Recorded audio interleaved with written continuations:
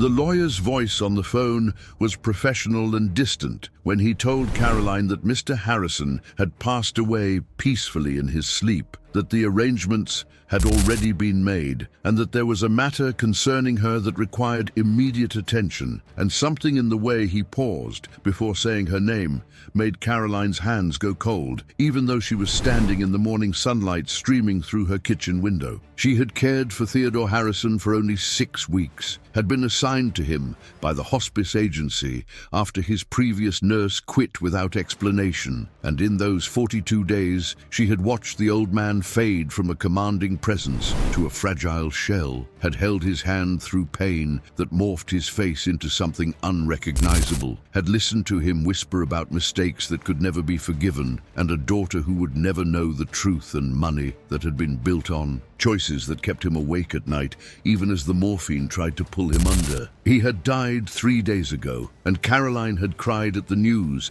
even though she barely knew him, had mourned this stranger whose final words to her had been a whispered thank you, followed by, "I'm sorry for what you're about to discover," words she hadn't understood until now, standing in her tiny apartment, where the heating barely worked and the walls were thin enough to hear her neighbors arguing, holding a phone that was about to tell her something that would shatter the careful distance she had maintained between herself and the dying millionaire, whose secrets had felt like weights pressing against his chest every time he tried to breathe. The lawyer said her name again, said Caroline Porter with an emphasis that made it sound like an accusation or maybe a benediction, and outside her window a sudden wind rattled the glass and made the morning light flicker and dim, and she understood with a certainty that felt like falling that whatever Theodore Harrison had left behind, whatever truth he had been carrying alone in that mansion on the hill, was about to become hers to carry, and nothing in her life of working double shifts and paying rent late and making herself invisible to people who had money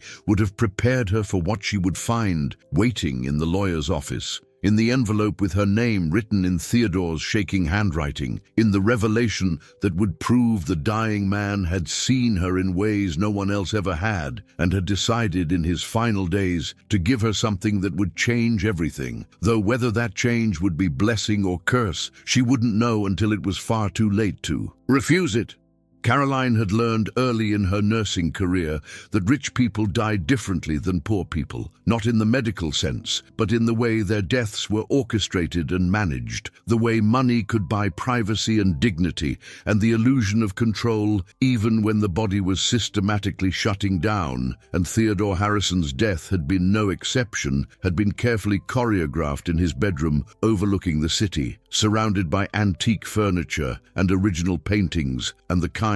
of silence that only existed in houses large enough that you couldn't hear other people breathing. She had arrived at his estate 6 weeks earlier on a grey October morning, driving her 15-year-old Honda up the long curved driveway past manicured gardens and a fountain that probably cost more than she made in a year, and she had felt the familiar tightening in her chest that always came when she crossed the invisible border between her world and the world of people who had money. The housekeeper who answered the door had looked at Caroline with an expression somewhere between pity and disdain, the way people who worked for the wealthy sometimes looked at other service workers, a hierarchy of proximity to money that determined who deserved respect and who deserved dismissal, and she had led Caroline through rooms that felt more like museums than living spaces, everything carefully preserved and deliberately beautiful, until they reached the master bedroom on the second floor where Theodore Harrison lay,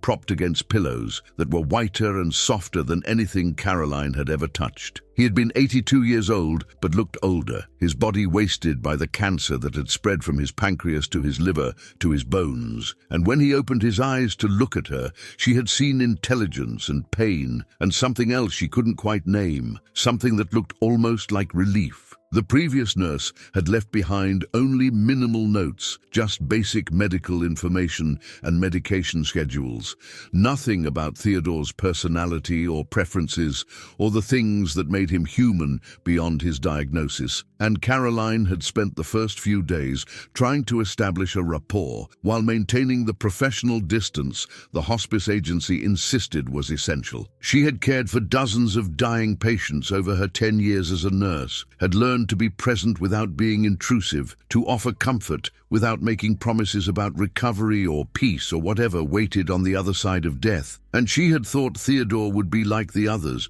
would fade gradually while she managed his pain and his dignity and left his emotional needs to family members who presumably existed somewhere beyond the empty hallways of his massive house. But Theodore had no family, or at least none who visited, and after the first week, Caroline realized that she was the only person who came to his room with any regularity besides the housekeeper, who brought meals he barely touched, and the doctor who stopped by twice a week to adjust medications that were becoming less and less effective. The isolation seemed to weigh on Theodore more than the pain, seemed to make him desperate for conversation, even when talking exhausted him. And he had started asking Caroline questions about her life, about where she lived and whether she had family and what had made her choose nursing as a profession. She had answered carefully at first, maintaining boundaries, giving him the sanitized version of her story that she told everyone, the version where she had simply wanted to help people and had worked hard to put herself through nursing school and was proud of the work she did. But Theodore had a way of looking at her that suggested he heard what she wasn't saying, that he understood the careful omissions and the practiced cheerfulness were armor against a world that had not been particularly kind. And eventually Caroline found herself telling him the truth, telling him about growing up in foster care after her mother died of an overdose when Caroline was 8, about the succession of homes and families who took her in and then gave her back when she proved too difficult or too damaged or simply too much work. She told him about aging out of the system at 18 with nothing but a garbage bag of clothes and a determination to build something better, about working 3 jobs to pay for community college and then nursing school, about the apartment she could barely afford and the student loans that would take decades to repay, and the bone-deep exhaustion that came from always being one emergency away from losing everything. Theodore had listened without interrupting, his grey eyes never leaving her face, and when she finished, he had been quiet for a long time before saying that he understood what it meant to build a life from nothing, that he had started with nothing too, though his nothing had been different from hers, had been the kind of poverty that came from having a father who drank away every paycheck and a mother who worked herself to death trying to compensate. He said he had clawed his way up through a combination of intelligence and ruthlessness and a willingness to make choices that kept him awake at night, had built a real estate empire that made him one of the wealthiest men in the state, and that he had spent the last 40 years wondering if the cost had been worth it, if the money and the power and the respect had compensated for the things he had sacrificed and the people he had hurt along the way. Caroline had wanted to ask what he meant, what choices haunted him, what sacrifices he regretted, but she had held back because patients often said things at the end of life that they later wished they hadn't, and she didn't want to be the person who extracted confessions that would embarrass him later if he recovered. Though they both knew recovery wasn't coming, knew that his body was failing in ways that medicine could slow but not stop. Instead, she had simply held his hand and told him that everyone made choices they regretted, that the measure of a person wasn't whether they had been perfect, but whether they had tried to do better. And Theodore had gripped her fingers with surprising strength and told her that she was kind in a way that made kindness seem like a radical act, that she had given him more comfort in 2 weeks than he had found in the previous 2 years of his illness. The weeks that followed had fallen into a routine, Caroline arriving each morning at 8 and staying until evening, managing Theodore's medications and his comfort and increasingly his emotional needs as he grew weaker and more willing to talk about the parts of his life he had apparently kept hidden from everyone else. He told her about building his business, about the properties he had acquired, and the deals he had made, and the competitors he had destroyed. And he told her about the woman he had loved and lost, about Eleanor, who had been young and beautiful and poor, who had worked as a secretary in one of his office buildings, who had gotten pregnant and wanted to keep the baby, even though Theodore had been clear from the beginning that he wasn't interested in marriage or family or anything that would complicate the empire he was building. He told Caroline that he had given Eleanor money, had set her up in an apartment across town and paid her rent and her medical bills and everything else she needed, but that he had refused to acknowledge the child publicly, had refused to put his name on the birth certificate or to visit or to be anything more than a source of financial support. He said Eleanor had accepted the arrangement at first because she had no other options, had raised their daughter alone while Theodore built his fortune and his reputation, and that he had convinced himself this was enough, that money could substitute for presence, that he was being generous rather than cowardly by providing financial security while maintaining his distance. But when the daughter, whose name was Isabel, turned 16, Eleanor had died suddenly of an aneurysm, and Theodore had been faced with a choice about whether to finally acknowledge his child or to let her disappear into the foster system the way Caroline had, to let the state take responsibility for the daughter he had funded but never claimed. He had chosen wrong, had chosen his reputation over his responsibility, had arranged for Isabel to be placed in foster care under an assumed name, while he continued to live his life as if she didn't exist. And he had told himself this was for her own good, that she would be better off without a father who didn't know how to love her, that money sent anonymously through lawyers was enough to assuage whatever guilt he felt. Theodore's voice had broken when he told Caroline this, tears streaming down his weathered face, and he had said that it was the worst thing he had ever done, worse than any business betrayal or legal manipulation or moral compromise, because Isabel had been innocent and had deserved a father, and he had chosen his pride and his image over her welfare. He said he had tried to find her over the years, had hired investigators who traced her through various foster placements until she aged out of the system at 18, and then the trail had gone cold, had disappeared into the vast anonymity of people who don't have resources or connections or anyone looking out for them. Caroline had felt her throat tighten as she listened, because she understood exactly what Isabel's life had probably been like, understood the particular loneliness of growing up, knowing your parents chose not to keep you, and she had asked Theodore why he was telling her this, why he had chosen to confess these things to a nurse he had known for only a few weeks. He had looked at her with an intensity that made her uncomfortable, and he had said that she reminded him of how he imagined Isabel might have turned out, kind despite having every reason to be bitter, strong despite having been broken by circumstances beyond her control, and that talking to Caroline felt like a chance to apologize to the daughter he would never get to say sorry to in person. The confession had changed something between them, had created an intimacy that went beyond the usual patient-nurse relationship, and Caroline found herself thinking about Theodore even when she wasn't at his house, wondering about the daughter he had abandoned and whether she was still alive somewhere, still struggling the way Caroline struggled, still carrying the wounds of rejection that never quite healed, no matter how many years passed. She had asked him if he was still looking for Isabel, if the investigators were still searching, and Theodore had shaken his head and said that he had given up years ago, had accepted that some mistakes couldn't be fixed, that some damage was permanent, but that he hoped wherever Isabel was,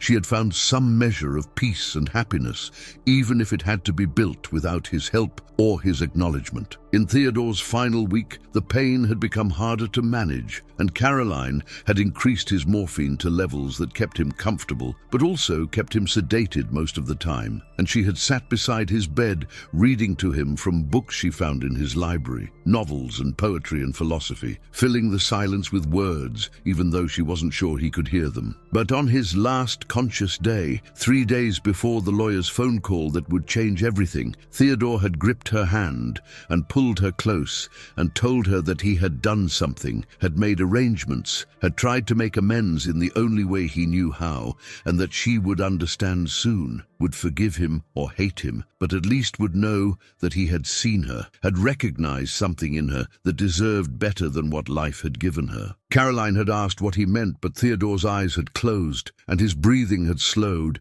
and she had thought he was drifting into sleep. But then he had whispered those final words, "Thank you, and I'm sorry for what you're about to discover." And 12 hours later, he was gone, his body finally surrendering to the disease that had been consuming him for months. And Caroline had felt genuine grief, even though she had known him such a short time, had felt like she was losing someone who had actually seen her in a way that most people never bothered to look. Before the story continues, tell me in the comments, do you think Theodore is trying to make things right, or is there something darker he's hiding? I want to know what you're thinking right now. And if you want to see how this twist unfolds, make sure to subscribe, because stories like this don't end the way you expect, and I want you here when the truth finally comes out.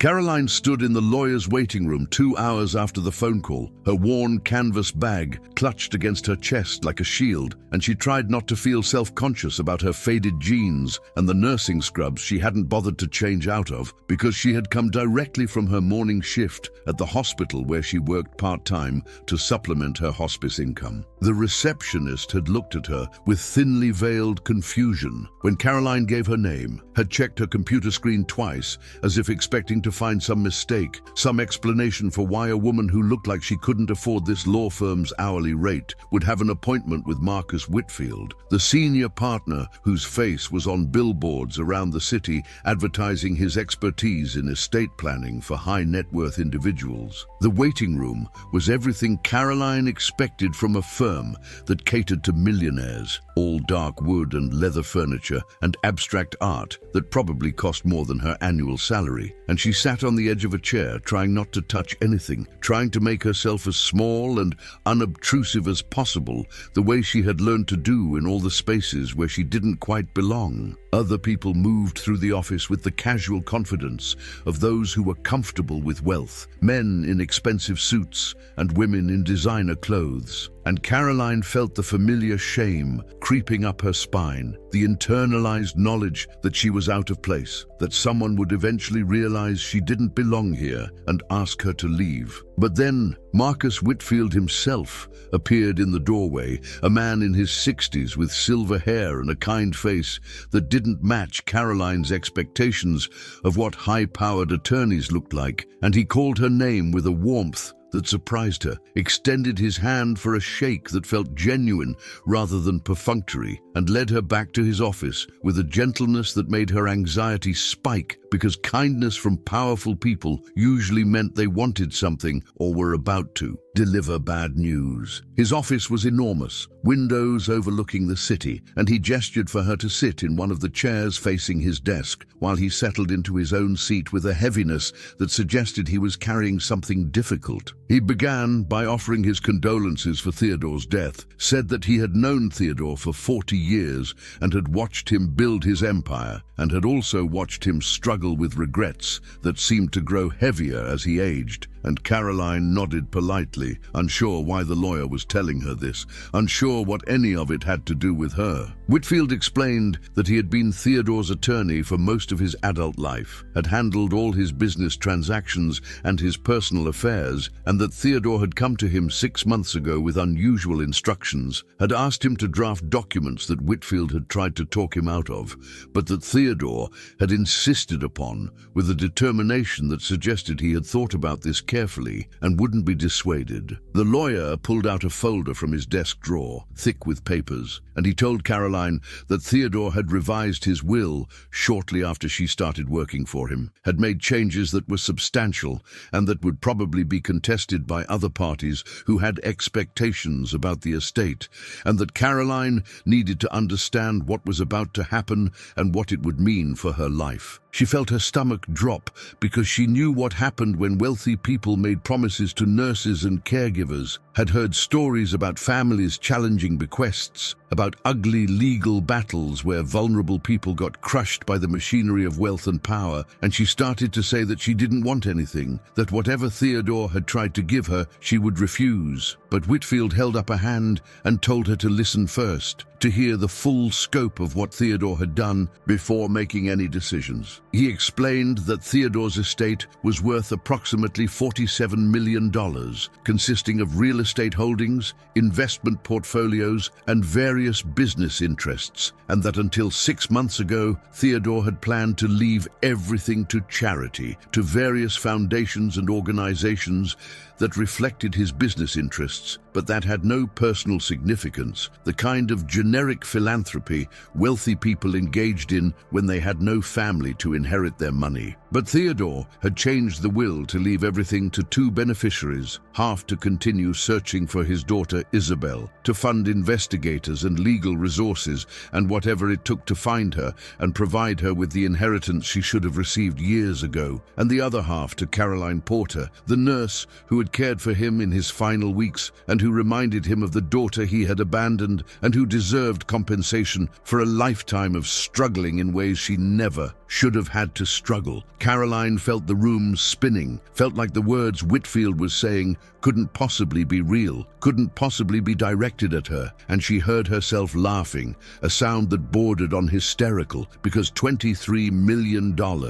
was an amount of money she couldn't even conceptualize, was more money than she could earn in 10 lifetimes, was the kind of wealth that existed in a completely different universe from the one she inhabited. She told Whitfield there must be some mistake, that she had only known Theodore for 6 weeks, that she had just been doing her job and hadn't done anything extraordinary or deserving of this kind of gratitude. But the lawyer shook his head and said that Theodore had been very clear about his reasoning, had left a letter explaining his decision that Caroline should read. Whitfield handed her an envelope, sealed with wax in the old-fashioned way, and Caroline's hands trembled as she opened it and unfolded the pages inside. Theodore's handwriting shakier than it had been in life, but still legible, still carrying the force of his personality even after death. The letter began with an apology, Theodore writing that he knew this inheritance would disrupt her life, would bring complications and attention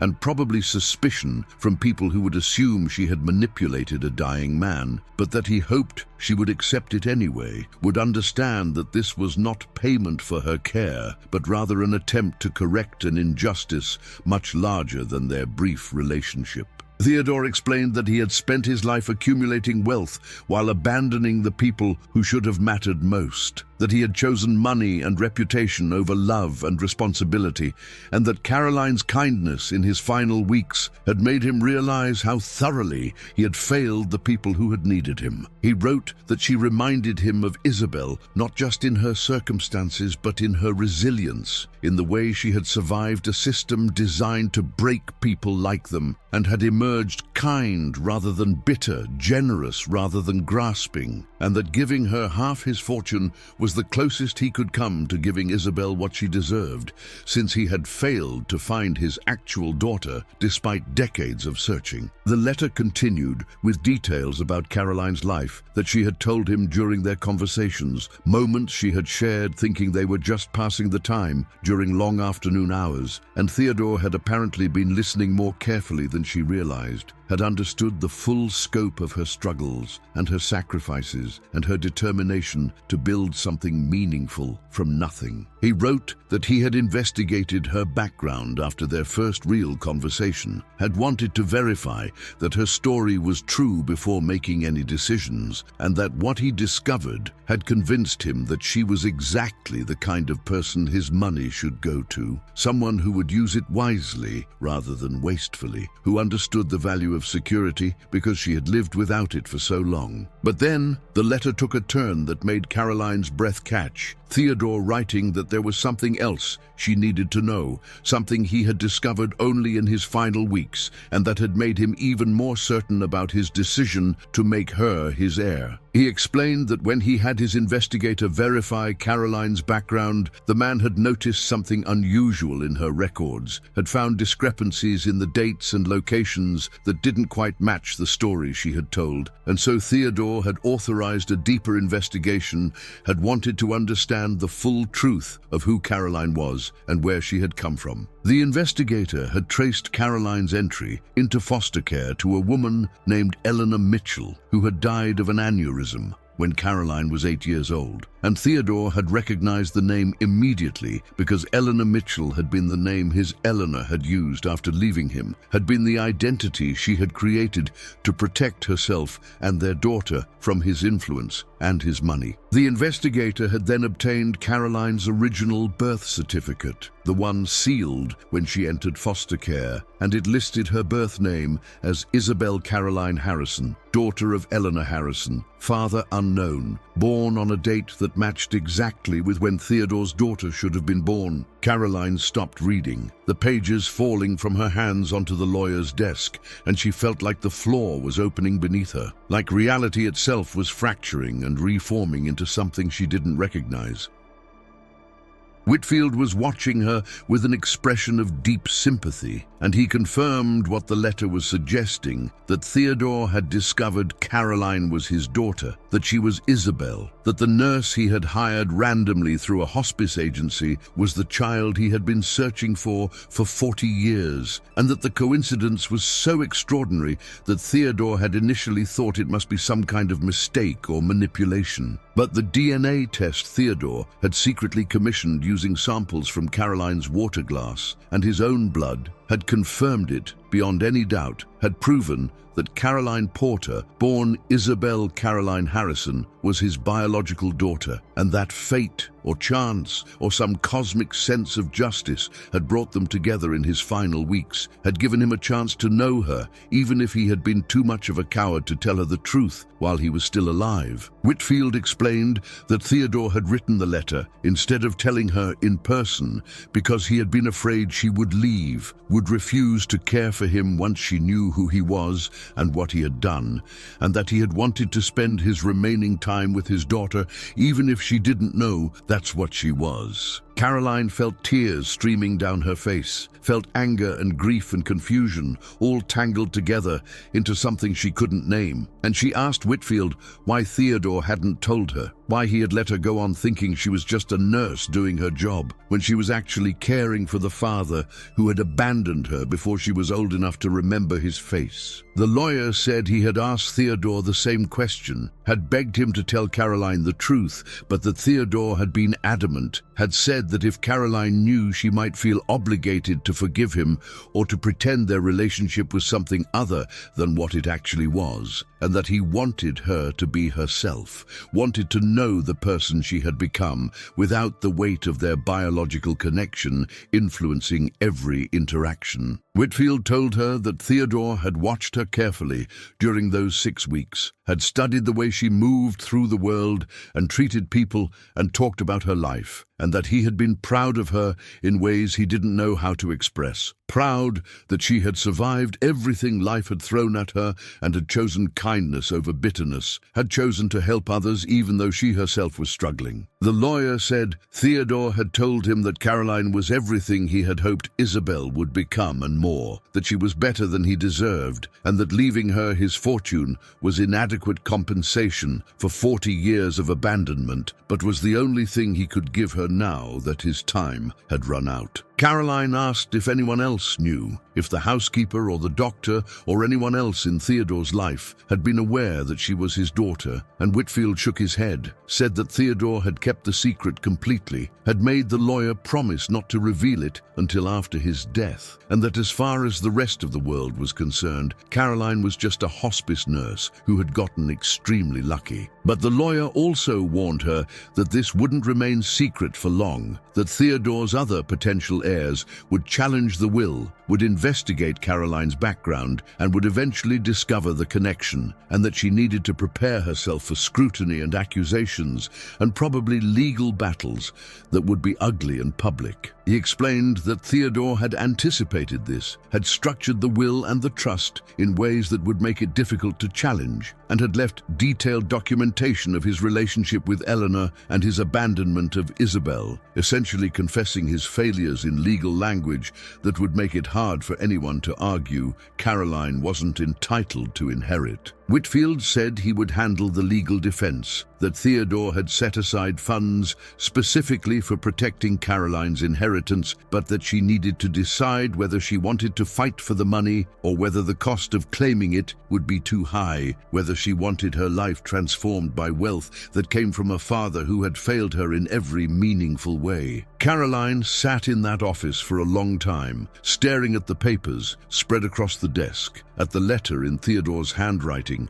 and the legal documents that would make her a millionaire, and the DNA results that proved she was the daughter of a man she had known for only 6 weeks, and had spent 8 years being cared for by without ever knowing who he really was. She thought about her mother Eleanor, about the woman she barely remembered, about the lies Eleanor must have told to protect Caroline from knowing that her father was alive and wealthy and simply choosing not to claim her, and she felt a complicated grief for all the years of thinking she was completely alone, when the truth was that her father had been out there the whole time, just unwilling to be her father in any way that mattered. Whitfield asked her what she wanted to do, whether she wanted to accept the inheritance or disclaim it, and Caroline found herself thinking about all the patients she had cared for over the years, all the dying people who had confessed regrets and asked for forgiveness and tried to make amends when it was far too late to undo the damage they had caused. She thought about Theodore in his final weeks, the way he had looked at her with such intensity, the conversations they had shared, and she realized he had been saying goodbye to his daughter the whole time, had been trying to know her and love her in the only way his cowardice would allow, and that he had given her this fortune not because she had earned it through her care, but because it should have been hers all along, should have been provided from the moment she was born instead of being withheld until after his death.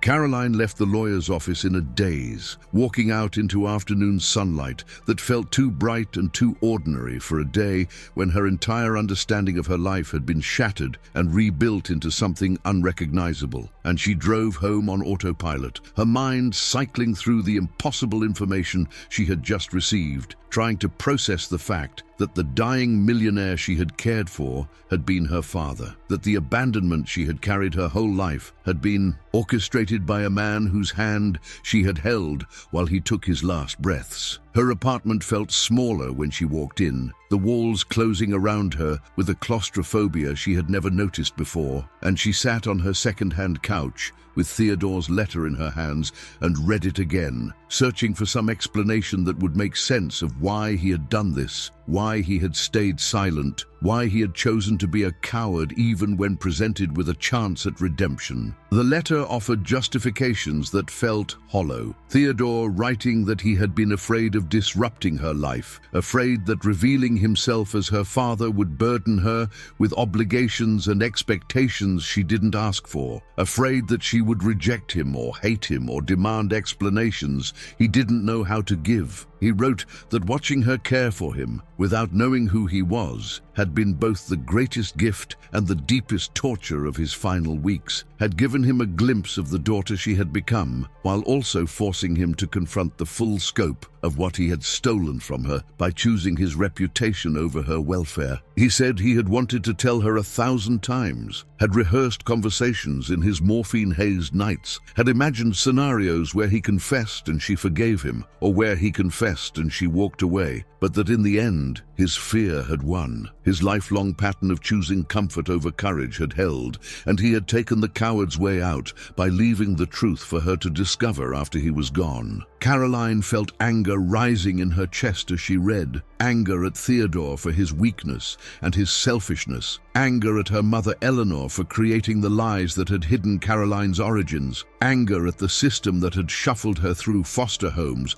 without ever discovering that she had a living father who could have claimed her, anger at the universe for bringing her to Theodore's bedside through what seemed like cosmic accident, but might have been something darker, might have been his. Manipulation, even from a distance. She wanted to scream or cry or break something, but instead she just sat there holding the letter, her body numb with the shock of too much information delivered too quickly, and she tried to remember the 6 weeks she had spent with Theodore, tried to recall moments that might have hinted at the truth if she had known to look for them. There had been times when Theodore had asked about her childhood, with an intensity that seemed unusual, had wanted to know details about the foster homes and the families who had taken her in and then given her back, and Carolyn had assumed he was just a lonely, dying man, looking for connection, looking for stories to fill the empty hours. But now she wondered if he had been searching for evidence of damage, cataloguing the ways his abandonment had harmed her, building a case for his guilt that would justify the fortune he planned to leave her. There had been moments when he had touched her hand or her shoulder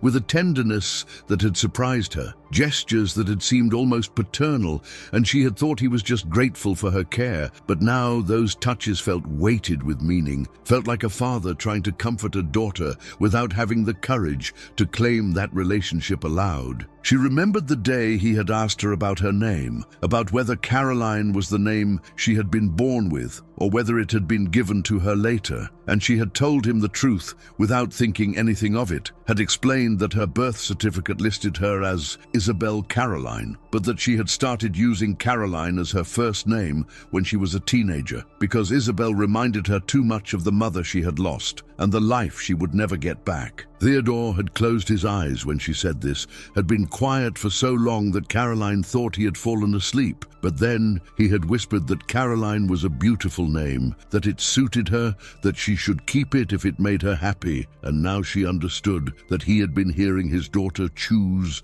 to erase the name he had given her, had been confronting the fact that even her identity had been shaped by his abandonment. The anger Caroline felt was complicated by grief, by the realization that she had been in the same room with her father for 6 weeks and had never known it, had never gotten to ask him the questions that had haunted her entire life, had never gotten to demand explanations or accountability or the simple acknowledgement that he had failed her. She thought about all the years she had wondered about her father, had created elaborate fantasies where he was dead or desperately searching for her, or trapped in circumstances that prevented him from claiming her, and the truth was so much worse than any of those stories. The truth was that he had been alive and wealthy, and simply choosing every day not to be her father because it was easier, because it protected his reputation, because he valued his comfort more than her well-being. But beneath the anger and the grief was something else, something that felt almost like relief. The relief of finally knowing, of having answers even if they were terrible answers, of understanding that she hadn't been abandoned because she was deficient or unlovable, but because her father had been weak and selfish and had made choices that prioritized himself over everyone else. There was a strange comfort in knowing that her childhood suffering hadn't been her fault, that the foster homes and the loneliness and the constant sense of being unwanted had been the result of one man's cowardice rather than some fundamental flaw in her nature, and this knowledge felt like a weight lifting, even as a different weight settled into its place. Caroline's phone rang, and she saw that it was her friend Maria, another nurse from the hospital, and she almost didn't answer, but then decided she needed to talk to someone, needed to say the impossible truth aloud to another human being, and see if it sounded any more real when spoken than it did echoing in her head. She told Maria everything, the whole incredible story, spilling out in a rush of words, and Maria was silent for a long time before saying that it sounded like a movie, like something too coincidental to be believable, and Caroline laughed bitterly and said that was exactly what she thought, that the whole thing felt like a narrative someone had constructed rather than events that had actually occurred. Maria asked what Caroline was going to do, whether she was going to accept the inheritance or walk away from it, and Caroline realized she didn't know, couldn't see past the immediate shock to any kind of plan or decision. She told Maria that $23 million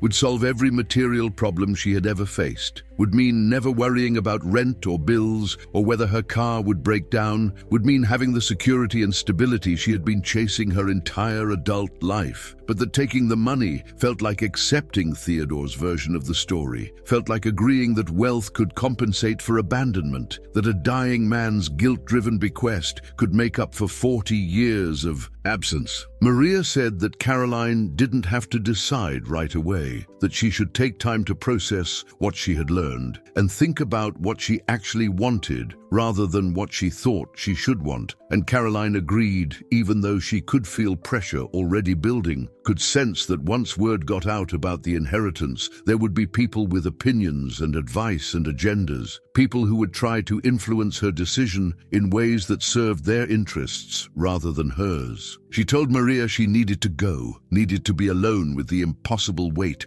of what she had learned, and after they hung up, Caroline sat in the growing darkness of her apartment and thought about her mother Eleanor, about the woman who had raised her alone for 8 years before dying and leaving Caroline to navigate the foster system. She realized she knew almost nothing about Eleanor's life, had only scattered memories of a woman who had been tired and sad, but also fiercely protective, who had worked multiple jobs to keep them fed and housed, who had told Caroline she was special and loved even when everything else in their lives suggested otherwise. Caroline had always assumed her mother's sadness was just the weight of poverty and single parenthood, but now she understood it had been more than that, had been the grief of raising a child whose father was alive and wealthy and choosing not to help. The rage of watching that child struggle when one phone call could have changed everything, the exhaustion of carrying secrets that grew heavier every year. She wondered if Eleanor had ever tried to contact Theodore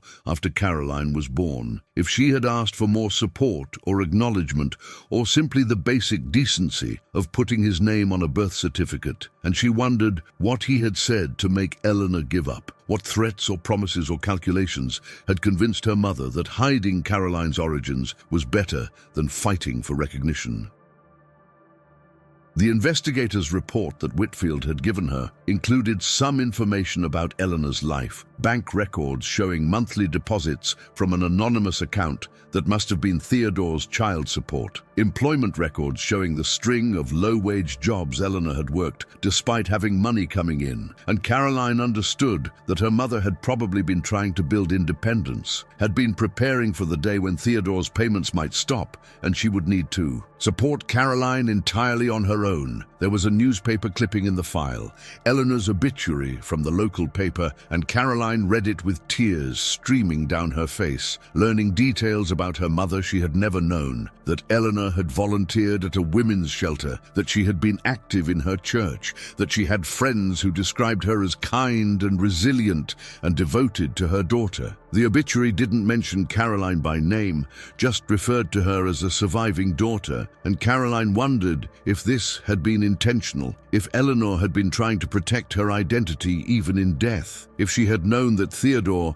might see the obituary and had wanted to make it harder for him to find Caroline if he ever changed his mind about wanting a relationship. The following days passed in a blur of shock and indecision, Caroline going to work and going through the motions of her normal life while her mind was entirely occupied with the question of what to do about Theodore's inheritance. Whitfield called several times with updates, explaining that he had filed the will for probate and that challenges were already being mounted. Distant relatives Caroline had never heard of claiming that Theodore had been incompetent or that Caroline had exercised undue influence, exactly the accusations the lawyer had warned her would come. He said none of the challenges had merit, that the evidence of Theodore's competency was overwhelming, and that Caroline's relationship with him had been purely professional until after his death, but that the legal process would take time and would require her cooperation and probably her testimony.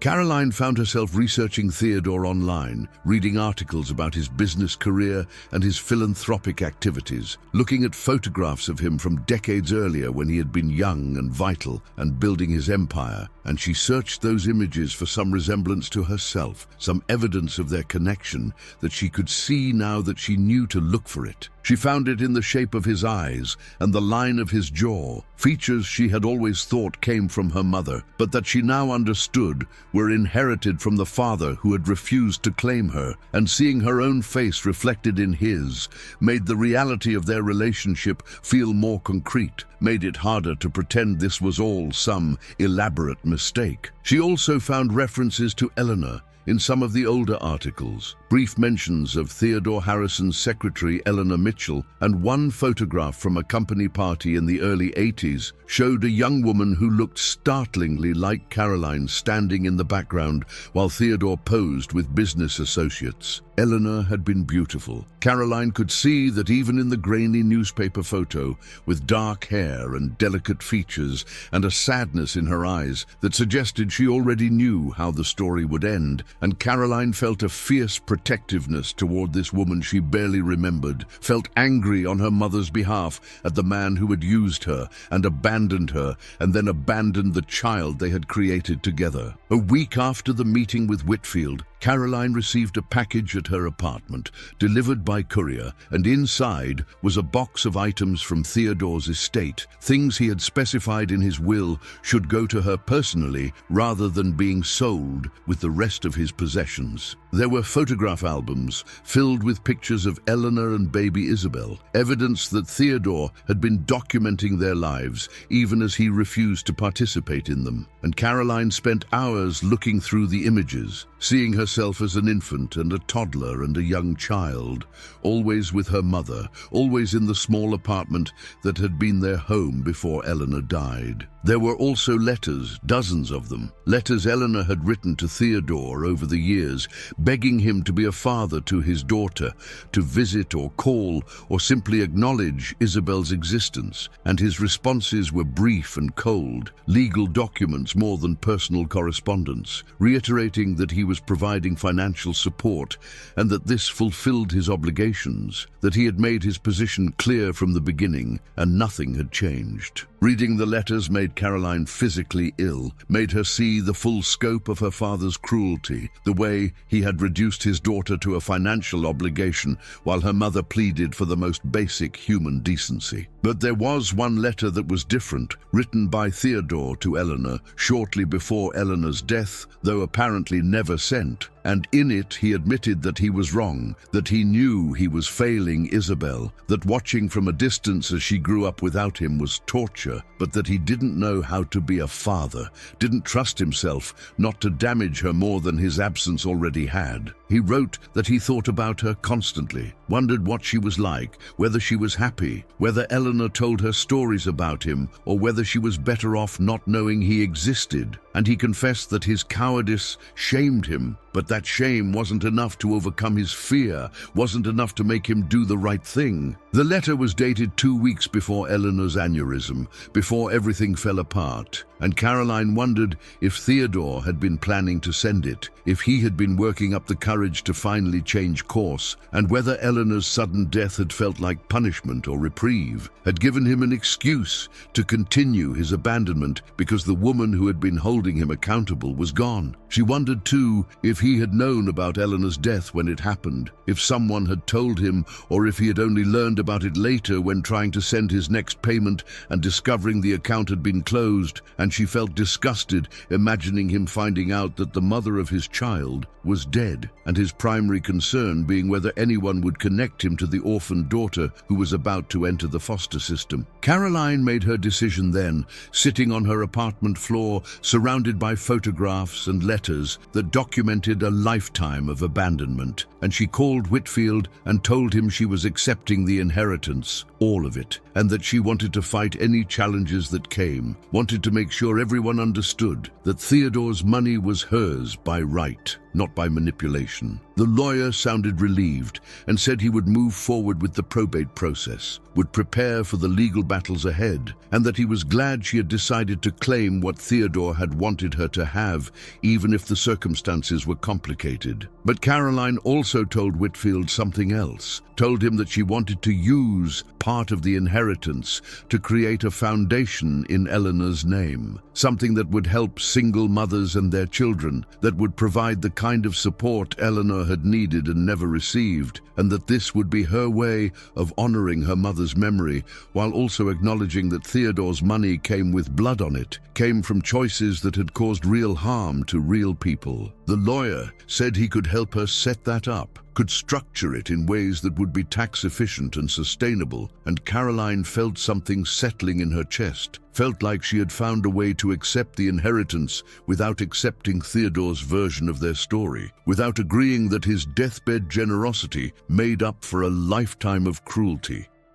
The legal challenges came swiftly and viciously. Distant cousins Caroline had never heard of emerging from obscurity to claim that Theodore's will was invalid, that he had been mentally incompetent when he revised it, that Caroline must have manipulated or deceived him into leaving her his fortune. And the accusations were made in court filings that were also leaked to the media, ensuring that Caroline's name and face appeared in newspapers and on television, alongside speculation about what she had done to convince a dying millionaire to make her his heir. The stories were uniformly ugly, portraying her as a predatory nurse who had targeted a vulnerable elderly man, and Caroline found herself unable to leave her apartment without reporters shouting questions at her, unable to go to work without colleagues looking at her with suspicion and curiosity, unable to maintain any semblance of the quiet, anonymous life she had built before Theodore's death. Whitfield had warned her this would happen, had told her that wealthy families never surrendered money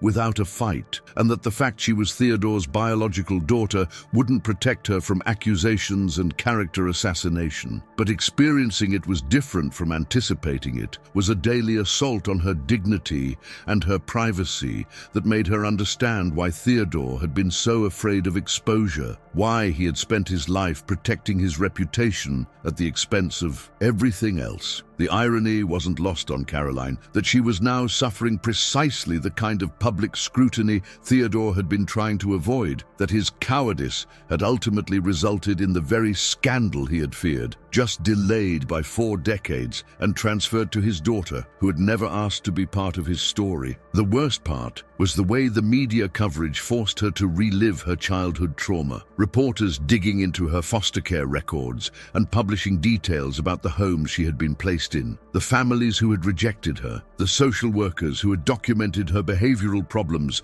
and her struggles to attach, and all of it was presented as evidence that she was damaged and desperate, the kind of person who would exploit a dying man's loneliness for financial gain. Caroline read articles that described her as manipulative and calculating, that suggested her kindness to Theodore had been a calculated performance, and she felt violated by strangers who had never met her, but felt entitled to judge her based on the worst moments of her life presented without context or compassion. Whitfield filed motions to seal some of the records, to protect Caroline's privacy and prevent the legal proceedings from becoming a media circus. But the judge denied most of them, ruling that Theodore's wealth and prominence made the case a matter of public interest, and that Caroline had forfeited some expectation of privacy by accepting an inheritance that made her a public figure. The lawyer told her this was expected, that judges were reluctant to appear to be protecting the wealthy,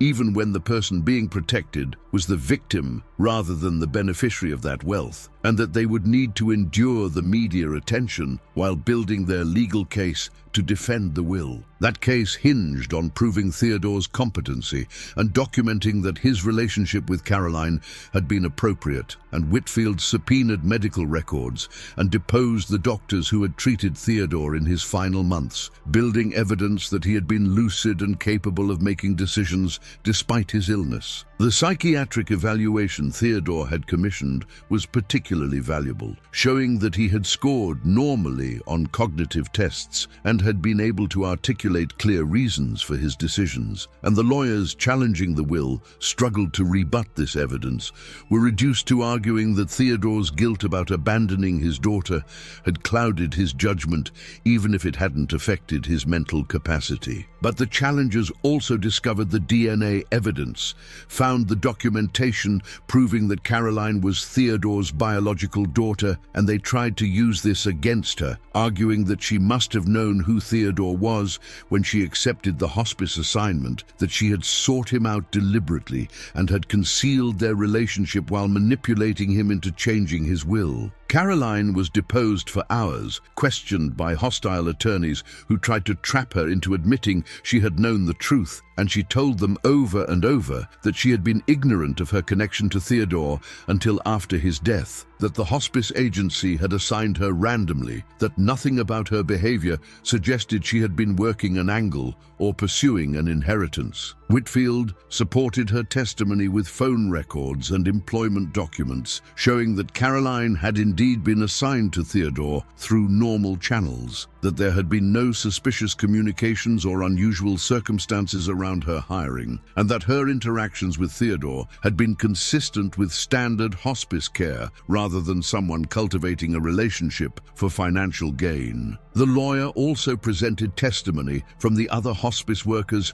who had known Caroline for years, colleagues who described her as professional and ethical and utterly devoted to her patients, and this character evidence helped counter the narrative that she was a predatory caregiver. But the most damaging revelation came from an unexpected source, when one of Theodore's former business associates came forward with information that changed the entire complexion of the case and forced Caroline to confront questions about her father's character that went beyond abandonment and cowardice. The associate, a man named Gerald Brennan, who had worked with Theodore in the early years of building his real estate empire, testified that Theodore had a pattern of exploiting vulnerable women, that Eleanor had not been the only secretary he had gotten pregnant, that there had been at least 2 other women in similar situations who had been paid to disappear quietly, and that Theodore's fortune had been built partially on deals that involved forcing poor families out of their homes so he could develop the properties. Brennan's testimony was delivered with obvious relish, the grudge of a former partner who had been pushed out of the business decades earlier and had been waiting for a chance at revenge. But the facts he presented were documented and verifiable, showed a pattern of behavior that painted Theodore not as a conflicted man who had made one terrible mistake, but as someone who had systematically used his wealth and power to harm others. Caroline sat in the courtroom listening to this testimony and felt her understanding of her father shifting again, felt the complicated grief she had been carrying transform into something colder and more clear-eyed, and she wondered how much of Theodore's deathbed confession had been genuine remorse and how much had been the self-serving narrative of a man trying to secure forgiveness he didn't deserve. The testimony also revealed that Theodore had known about Caroline's foster care placement from the beginning, had received regular updates from investigators he had hired to monitor her without intervening, and that he had apparently watched her struggle through various homes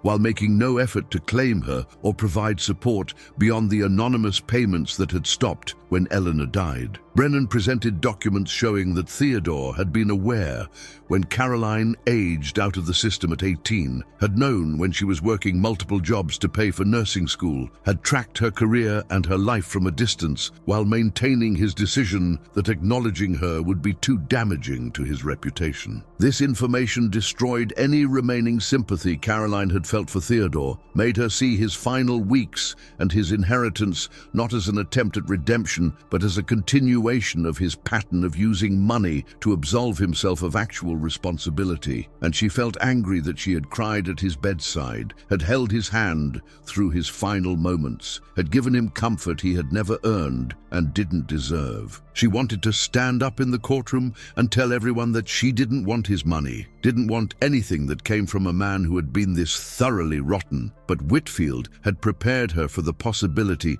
that ugly truths would emerge, and had counseled her that walking away from the inheritance wouldn't undo the harm Theodore had caused, would just mean that distant relatives who had never known her would benefit from wealth built on exploitation. The trial stretched across months, consuming Caroline's life and draining her emotionally, and she found herself depending more and more on Maria and her other friends from the hospital, people who had known her before she became the subject of tabloid speculation, and who continued to see her as Caroline the nurse rather than Caroline the heiress. They supported her through the worst of the media attention, showed up at court hearings to sit in the gallery as a show of solidarity, and helped her maintain some connection to her real life, even as the legal proceedings tried to reduce her to a character in someone else's drama. During a break in the testimony, Caroline received a phone call from a woman who identified herself as Christine Morrison, one of the other women Theodore had gotten pregnant and paid off. And Christine said she had seen the news coverage and wanted Caroline to know that she understood what Caroline was going through, that she had spent 40 years carrying the shame of what Theodore had done to her.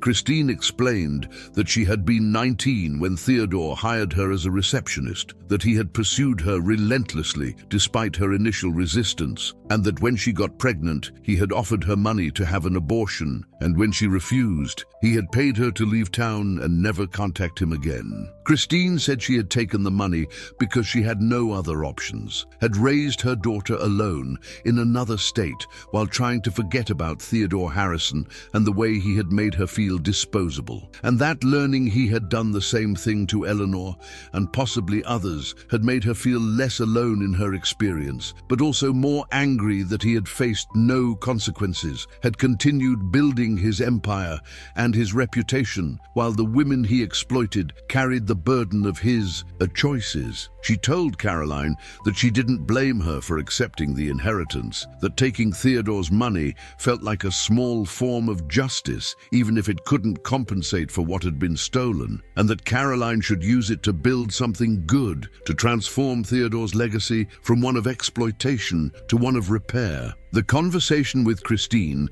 stayed with Caroline through the remaining weeks of the trial, gave her a different perspective on the inheritance and what it represented, and she started thinking about it not as Theodore's money, but as money that had been extracted from people like her mother and Christine, wealth built on the backs of vulnerable people who had never been compensated for what they lost. She thought about the families Brennan had mentioned, the ones displaced by Theodore's development projects, and she started to see the inheritance as stolen property that needed to be redistributed, returned to the kinds of people Theodore had spent his life exploiting. When Whitfield asked her during a strategy session what she planned to do with the money if they won the case, Caroline told him about her evolving thinking, about wanting to create not just the foundation in Eleanor's name, but a larger network of programs that would address the kinds of harm Theodore had caused, supporting single mothers and displaced families and young people aging out of foster care. The lawyer smiled and said this was exactly the kind of plan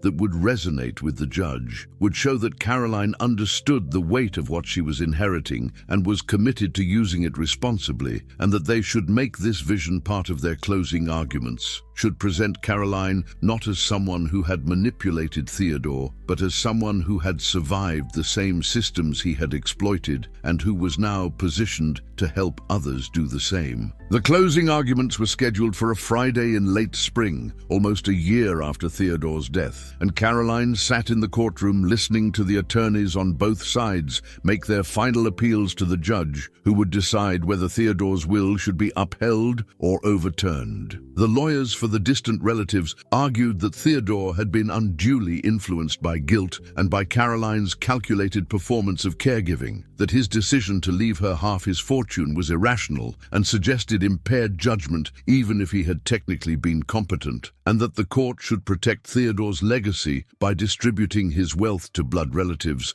who had legitimate expectations of inheritance. Whitfield countered that the only people with legitimate expectations were Theodore's actual children, that Caroline was his daughter, and that the challengers were distant cousins who had never had any relationship with Theodore and who were motivated purely by greed. He presented evidence of Theodore's careful planning, his multiple revisions of the will over several months, his consultation with multiple attorneys and doctors to ensure his decisions would withstand challenge, and his detailed letter explaining his reasoning. The lawyer also presented Caroline's plans for the foundation and the charitable work she intended to do, painting her as a responsible steward of wealth who understood its power and its dangers. And he argued that Theodore's final act had been an attempt to correct a lifetime of wrongs, to give his daughter what he should have given her from birth, and that the court should honor his wishes rather than rewarding relatives who had contributed nothing to his life. The judge took the case under advisement, said she would issue a ruling within 30 days, and Caroline left the courtroom exhausted and uncertain, unable to predict which way the decision would go,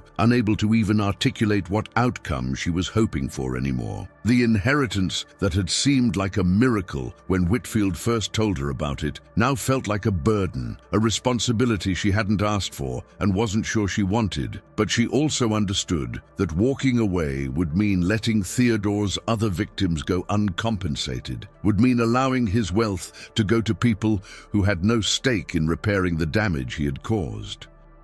The judge's ruling came on a Tuesday morning 3 weeks later, delivered in a courtroom packed with reporters and spectators and the distant relatives who had spent a year trying to prove that Caroline was a fraud. And when the judge entered, everyone stood in a rustle of fabric and shuffled papers, the air thick with anticipation and the kind of tension that comes before verdicts that will change lives irrevocably. Caroline sat beside Whitfield at the defendant's table, her hands clasped tightly in her lap to keep them from shaking, and she felt disconnected from her body, watching the scene unfold as if she were observing someone else's life rather than participating in her own. And she thought about Theodore lying in his bed during those final weeks, wondered if he had imagined this moment, had anticipated the chaos his deathbed generosity would create. The judge was a woman in her 60s named Margaret Chen, known for her no-nonsense approach and her impatience with legal maneuvering designed to obscure rather than illuminate truth. And she looked out over the courtroom with an expression that gave nothing away before beginning to read her decision in a voice that was measured and clear. She started by summarizing the case, the competing claims about Theodore's competency and Caroline's intentions, the evidence presented by both sides, the unusual circumstances of a hospice nurse discovering after her patient's death that she was his abandoned daughter and his primary heir. And she acknowledged that the case had required her to weigh questions of law against questions of equity, to consider not just what was technically permissible, but what was fundamentally just. Judge Chen said that the evidence of Theodore's competency was overwhelming, that multiple medical professionals had certified his mental capacity in the months before his death, that he had articulated clear and rational reasons for his decisions, and that there was no credible evidence he had been suffering from delusions or impaired judgment that would invalidate his will. She said that the argument that guilt had clouded his thinking was not legally sufficient to overturn testamentary decisions made by a competent adult, that people were allowed to feel remorse and to try to make amends through their estate planning, and that the court could not second-guess those choices simply because they seemed overly generous or emotionally motivated. The judge also addressed the accusations that Caroline had manipulated Theodore or exercised undue influence, and she said the evidence clearly showed that Caroline had been unaware of her biological connection to Theodore during his lifetime, that her assignment to his care had been random rather than orchestrated, and that her behavior had been consistent with professional nursing care rather than calculated cultivation of an inheritance. Judge Chen noted that Theodore had specifically concealed the truth from Caroline to prevent her from feeling obligated or manipulated, that he had wanted to know his daughter without the complications their biological relationship would introduce, and that this deception, while questionable from an ethical standpoint, actually undermined rather than supported claims that Caroline had been working an angle. Caroline felt her breath coming faster as she listened, felt hope and dread tangled together because she still couldn't predict where the ruling was heading, couldn't tell from the judge's careful language whether she was building toward validation or rejection. Judge Chen continued, addressing the testimony about Theodore's pattern of exploiting women and displacing families, acknowledging that the evidence painted a troubling picture of his character and his business practices, and saying that the court had seriously considered whether wealth accumulated through such means should be distributed according to the wishes of the person who accumulated it, or whether equity demanded a different outcome. But then the judge said something that made Caroline's heart sink, said that while Theodore's moral failings were evident and disturbing, the law did not allow courts to redistribute estates based on disapproval of how the deceased had lived their life, that the court's role was to determine whether a will was valid, not whether the testator deserved to control their assets after death. She said that if courts started invalidating wills because the deceased had been cruel or exploitative or otherwise objectionable, it would create chaos in estate law and would give judges power they were not meant to have, and that however much the facts of this case might inspire moral outrage, the legal questions had to be answered according to established principles rather than emotional responses. Caroline felt Whitfield tense beside her, sensed that the ruling was about to go against them, that the judge was building toward a decision that would give Theodore's money to his distant relatives despite everything, and she felt an unexpected relief mixed with her disappointment. Felt like maybe this was the right outcome, that she didn't want to be the keeper of wealth built on so much harm. But then Judge Chen's tone shifted, became sharper and more forceful, and she said that while the court could not invalidate the will based on Theodore's character, it absolutely could and would uphold a will that represented a competent adult's clear wishes, and that in this case, Theodore's wishes were unambiguous. The judge ruled that the will was valid in all respects, that Caroline Porter was Theodore Harrison's daughter and his rightful heir, that she was entitled to receive the full bequest he had left her, and that the challenges brought by distant relatives were without merit and were dismissed with prejudice. She said that Theodore's decision to leave half his estate to fund the search for his daughter and half to Caroline once she was found showed careful planning and clear intent, and that the fact Caroline turned out to be the same person simplified rather than complicated the distribution, meant that the entire estate would go to her as Theodore's sole surviving child and heir. Judge Chen also said something else, something that would be quoted in news coverage for days afterward, that while the court could not judge Theodore's life, it could observe that his final act had been an attempt at repair, that giving his fortune to the daughter he had abandoned was perhaps the only meaningful amends he could make, and that Caroline's stated intentions to use the money to help others who had suffered similar abandonment and exploitation suggested she understood the weight of what she was inheriting and would be a responsible steward of wealth that carried such a troubled history. The courtroom erupted in noise, reporters rushing out to file their stories, the distant relatives conferring angrily with their lawyers, and Caroline sat frozen in her seat trying to process what had just happened, trying to understand that she had won, that $23 million was now legally hers, that her life had just changed in ways she still couldn't fully comprehend. Whitfield was shaking her hand and congratulating her and telling her this was the right outcome, that she deserved this, that Theodore had wanted her to have it, and now the law had confirmed his wishes, but Caroline barely heard him, was too overwhelmed by the enormity of what the judge's ruling meant. She left the courtroom through a side exit to avoid the reporters, Whitfield guiding her through hallways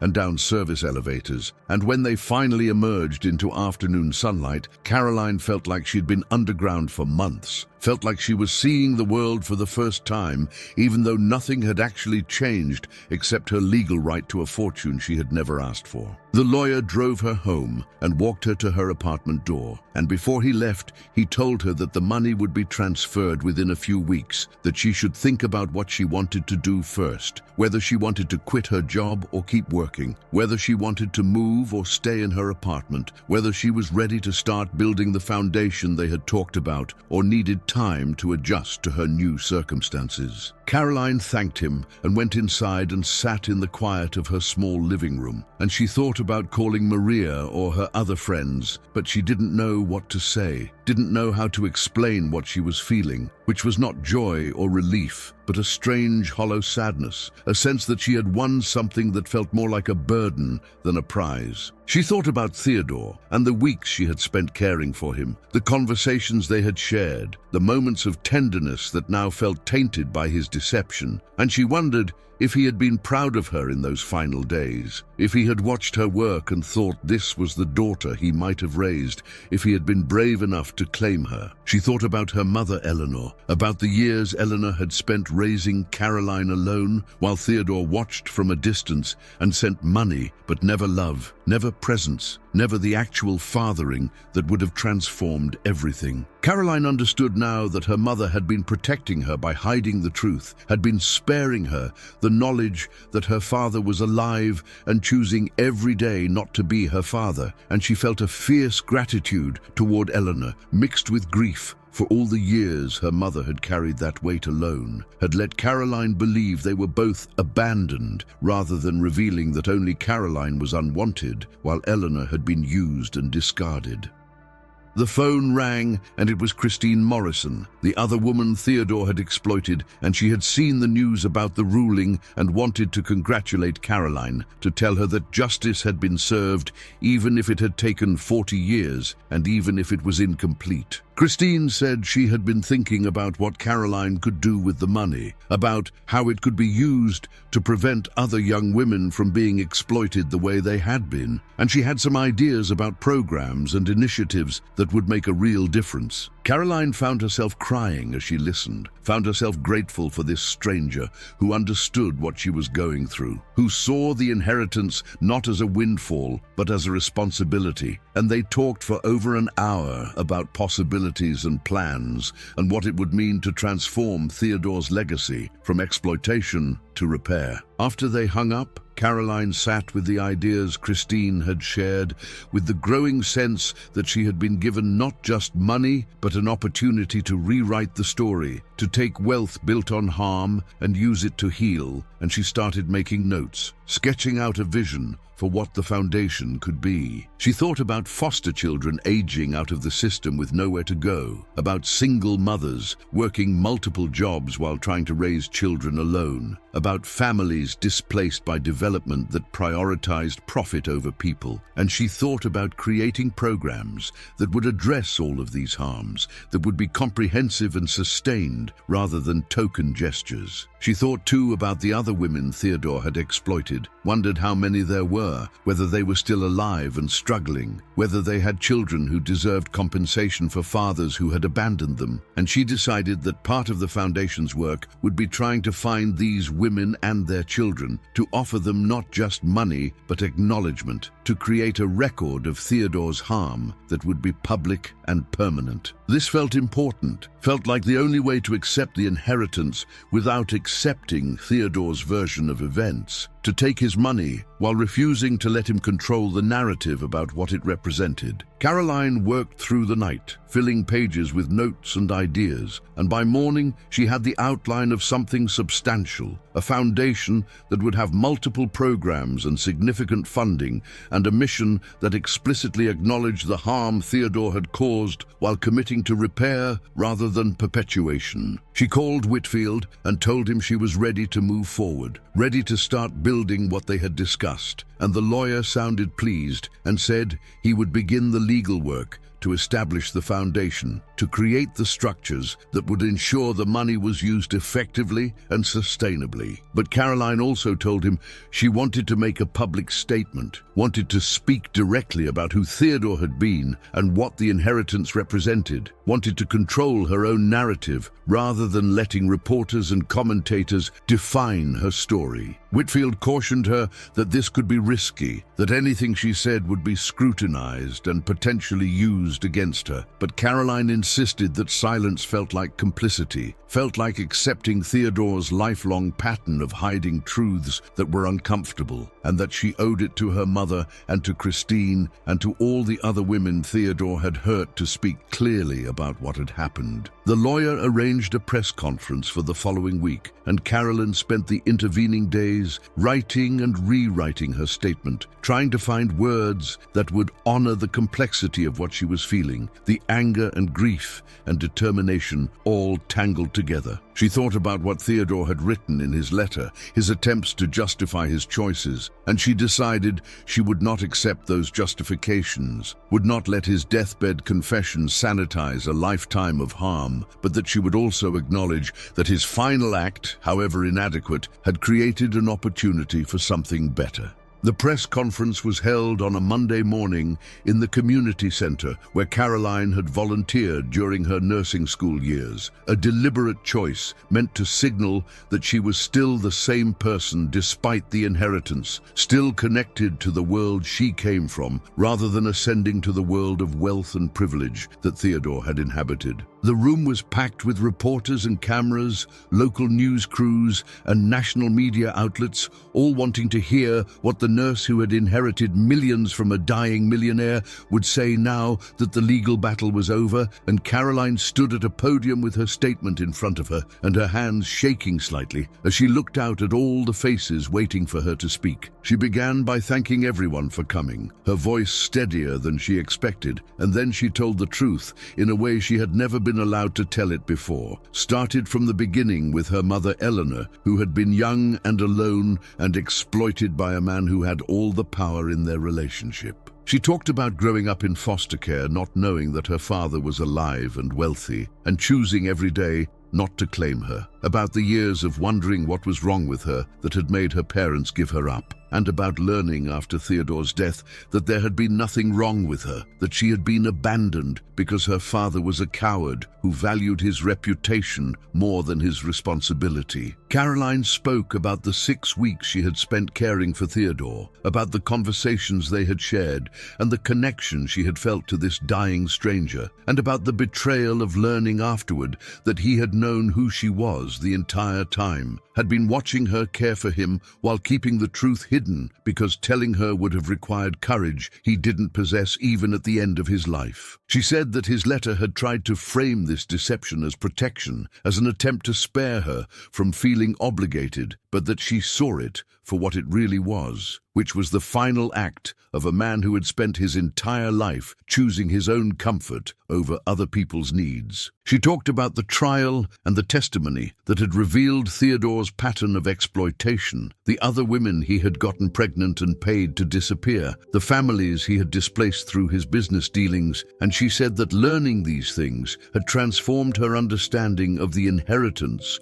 from a generous gift to compensation for harm, money that had been extracted from vulnerable people and that needed to be returned to the communities and populations Theodore had spent his life exploiting. Caroline explained that she was establishing the Eleanor Mitchell Foundation, named for her mother rather than her father, and that its mission would be supporting single mothers, foster children, and displaced families, the people who had suffered from the same systems and forces that Theodore had profited from. She announced that she was donating $15 million to the foundation immediately, keeping $8 million for her own security and future, and that the foundation would actively seek out other women Theodore had exploited and their children, offering them compensation and support and acknowledgement that what had been done to them was wrong. Caroline said that she was also commissioning a full accounting of Theodore's business practices, hiring investigators to document the families who had been displaced by his development projects, and that the foundation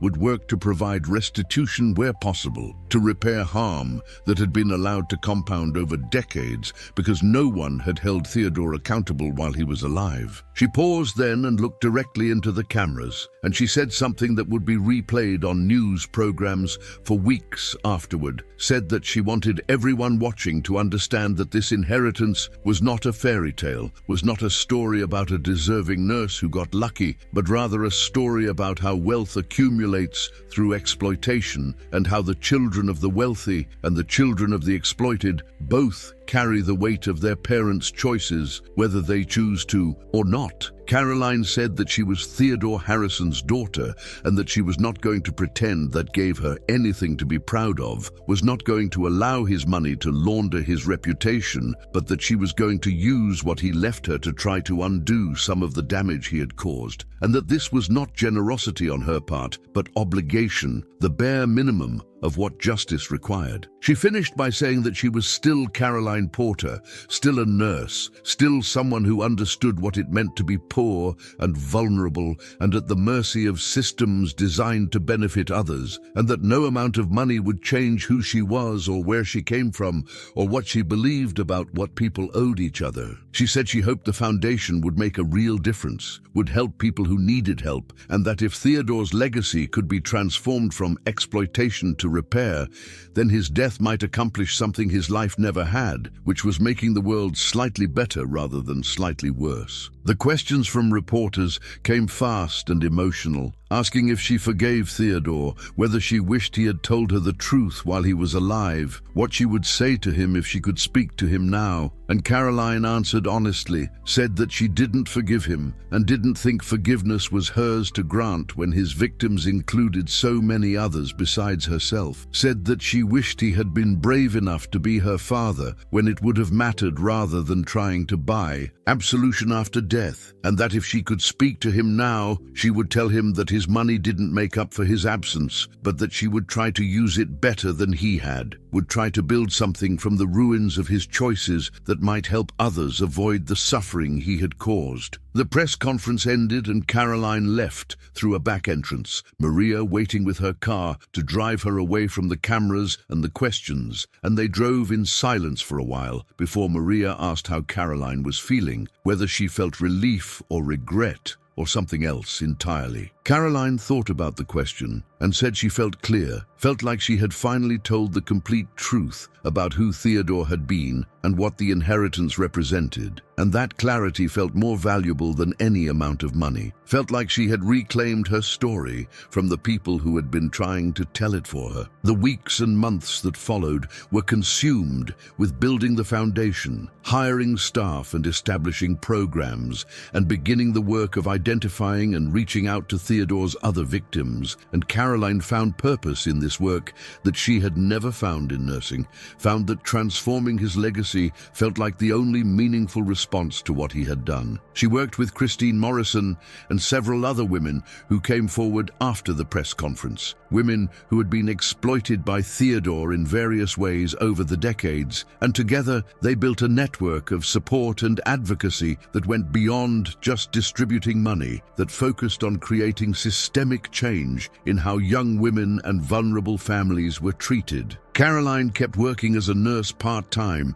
kept her small apartment even though she could afford something much nicer, kept living a life that was recognizable as her own rather than transforming into someone unrecognizable. And this consistency felt important, felt like the only way to prove that she had meant what she said about money, not changing who she was. She dated occasionally and made new friends and maintained her old ones. And she found that people treated her differently once they knew about the inheritance, but that the difference was manageable, was something she could navigate by being clear about her values and her boundaries, and what she would and wouldn't accept from people who wanted access to her resources. She also started therapy, working with a counselor who specialized in complex trauma and family systems, and in those sessions she talked about Eleanor and Theodore and the years of feeling unwanted, and gradually she came to understand that her worth had never been determined by whether her father chose to claim her, that she had always been valuable and deserving regardless of his decisions. The therapist helped her see